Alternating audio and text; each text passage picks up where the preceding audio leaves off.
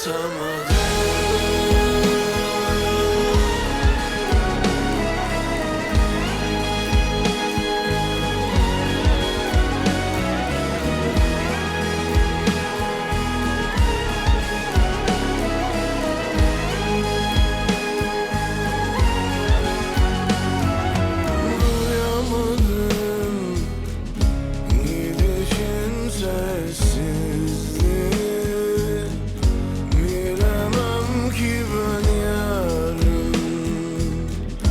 Sessizce döner misin?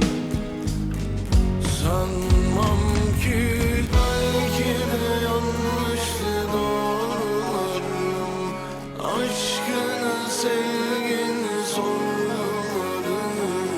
Yollarım kapalıydı, zorlamadım. Öldürdüm çiçeğini, yaşatamadım.